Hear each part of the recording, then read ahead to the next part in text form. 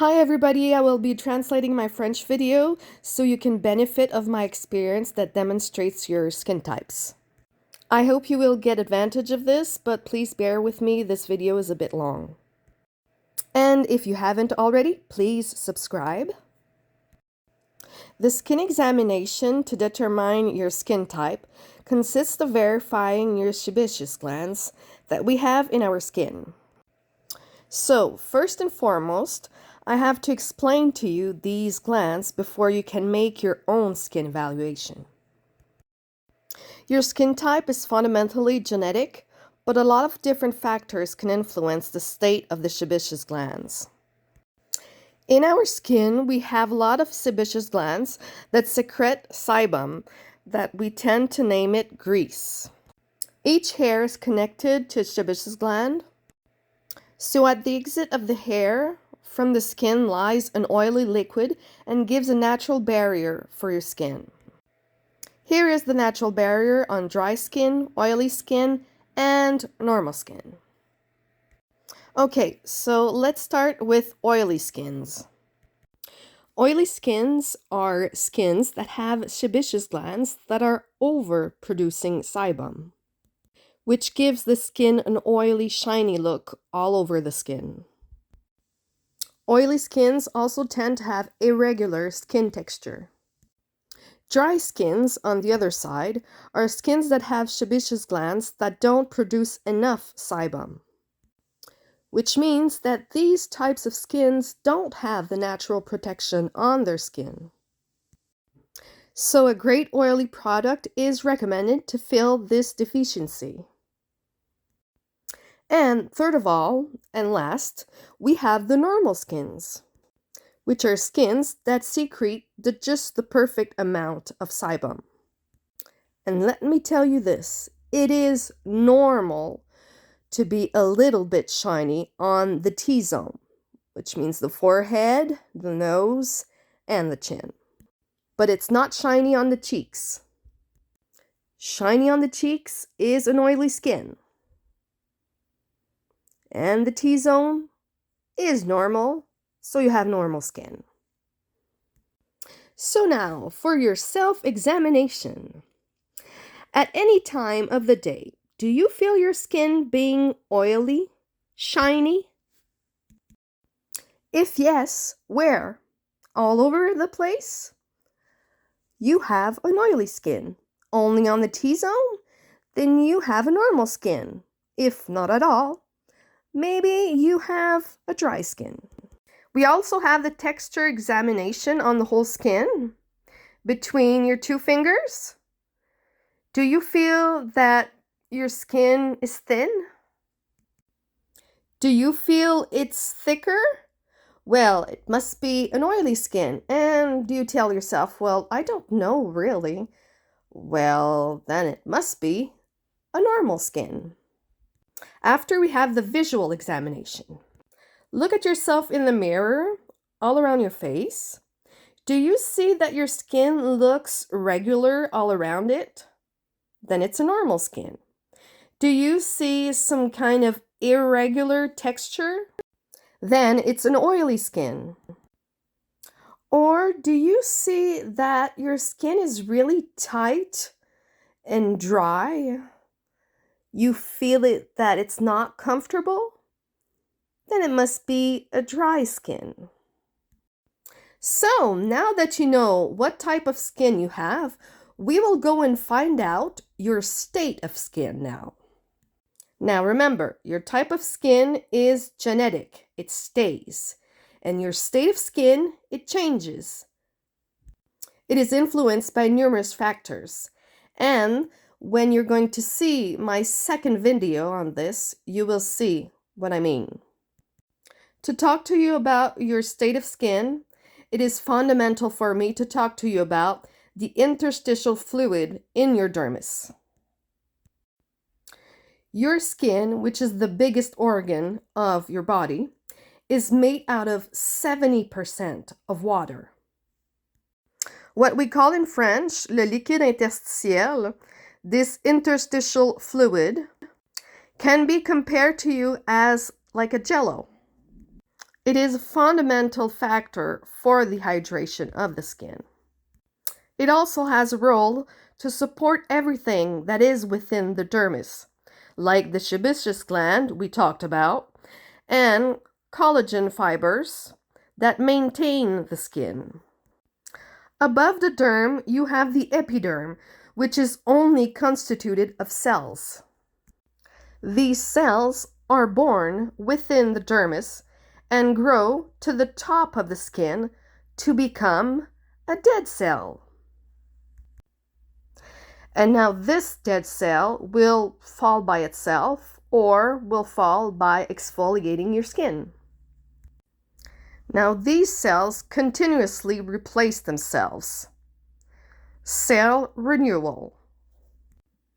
These cells in the epiderm are also full of water, and they are nourished by the jello, the interstitial fluid that is within the derm.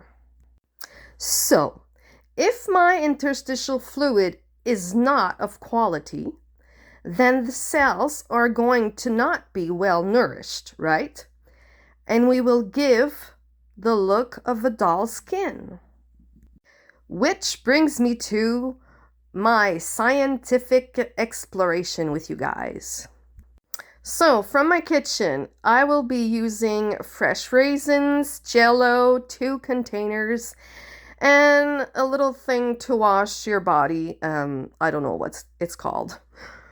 But anyways. And I will also be using the special licorice, which we can part on to several strings. Okay? So, let's get started.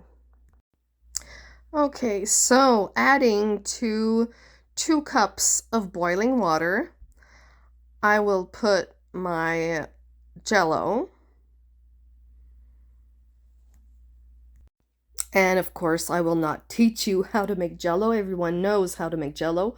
So to my 2 cups of boiling water, I have to put 2 cups of fresh water, right? And I'm just going to stir it. And then after that, I'm going to pour this into my 2 containers. So here we go. Now I'm just going to pour them as evenly as I can. And of course, I did a little mess. And before continuing, I will clean this mess. And we will continue on. So now I have my 2 containers filled with evenly jello, right? And it will represent, in my experience, the dermis, and where I have the top of it will represent my epidermis, where all the cells are. Okay, and I will use this to represent my collagen fibers, and it looks pretty much the same as collagen fibers.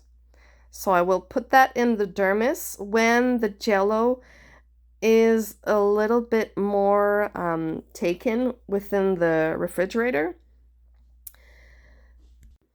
And now with my licorice, I'm going to take maybe just 2 strings for the experiment.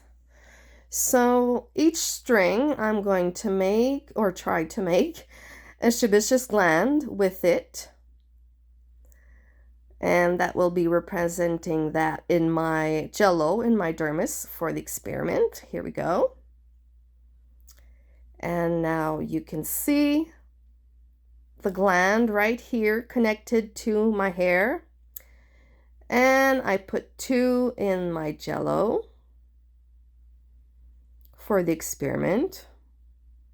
In both containers, there are 2. And you can see also the collagen fiber that I put in between.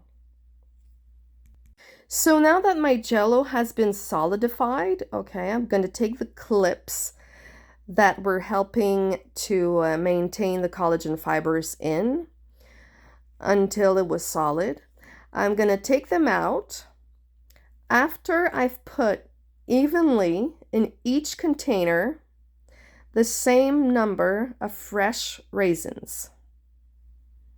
Okay, and these raisins, each raisin will represent a cell and will represent in all my epiderm. Okay, so the jello is the derm, and the quote of all my fresh raisins is my epiderm. Now, here's the visual aid. So, the derm and the epiderm, which are the cells that grow out to be a dead cell, right? So, for the experiment, I will only cover one of the containers with the top lid. In my experiment, the lid represents the day cream, the night cream, or the sunscreen that you put on your skin. And the other container, I would leave it out without the lid. And I'm going to put this in the refrigerator for a couple of days, and then we're going to see what happens. Okay, back with the experiment now. It's been 10 days. I take into consideration that 1 day equals to 5 years, okay? So this means that my skin here has 50 years of age. If I compare rapidly, I can see that in this container, the interstitial fluid diminished, has been evaporated without the top of the container. Now, let's see from the inside now. Inside, we can see that in one container, the cells have remained almost as good looking, but the other container, the cells have dried up. So they have not been well nourished from the dermis. And on the opposite side, the facial cream kept the moisturizer inside. And with the application of cream, the moisturizer, they are still round compared to the other that are like shrunk. We can actually see that the dehydration of the raisins brought like wrinkles to the raisin skin, the outer part. And the outer part of the others is straight and silky and smooth. Now look at this. The skin became thinner. A thinner skin makes capillaries more sensitive and more visible to the eyes, and reveals an early aging skin. Now let's look at the sebaceous glands from one container to the other container on the other side. This one have been cut, and this one are straight. Oh, and look at the collagen fibers. On this side, we can barely see them.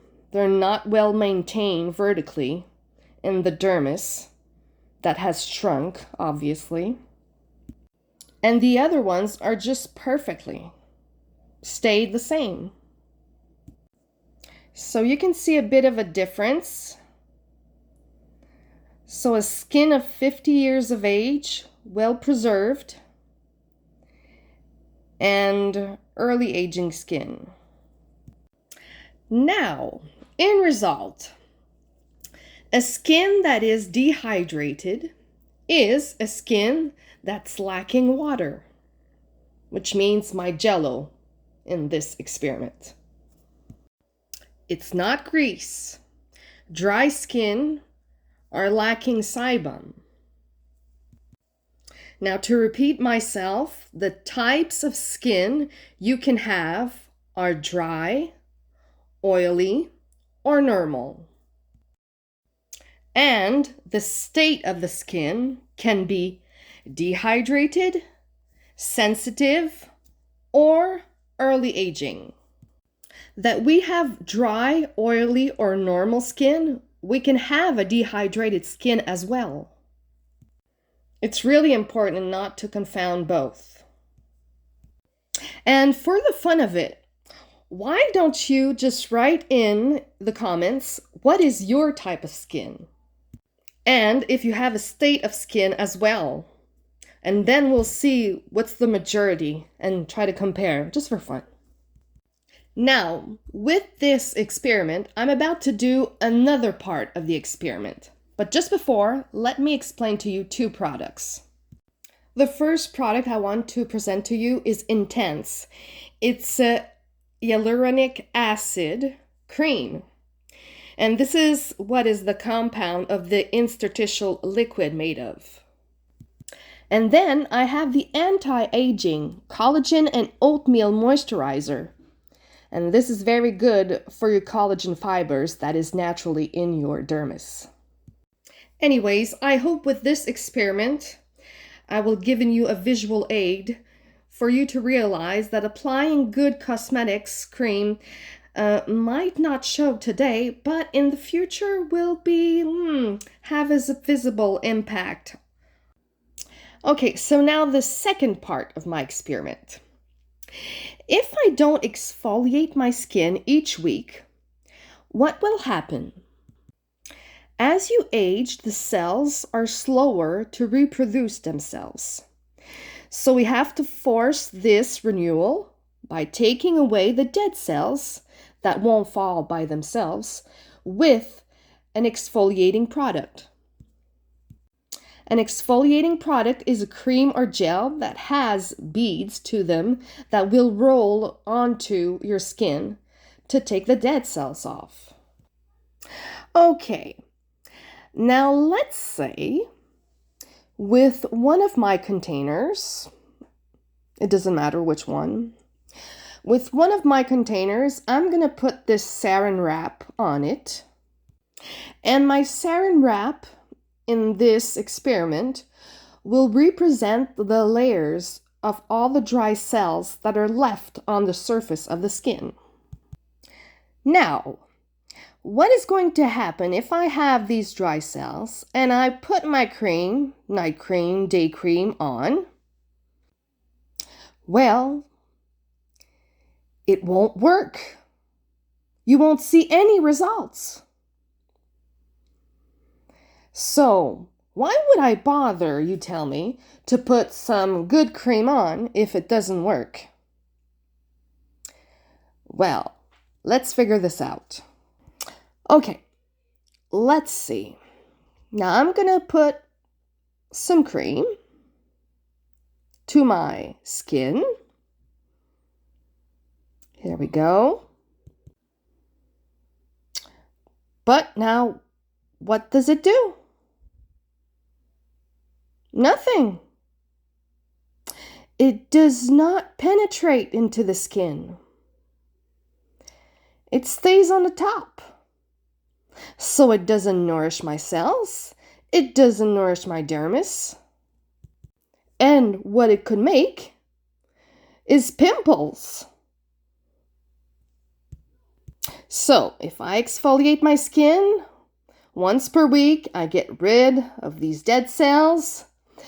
Then I can put my serum, my day cream, my night cream, make a facial mask, and nourish my cells and my dermis. Now it's going to work. So I hope I've helped you figure out what is your type of skin, what is your state of skin, and that also I've made you realize that it's important to wear your day and your night cream and exfoliate your skin once per week. So then again, please subscribe to my channel, and if you'd like to write in the comments any questions or your type of skin just for fun, and if you want to share this video, I'd be more than happy. So thank you so much for watching. I appreciate it, and I hope to see you on another video.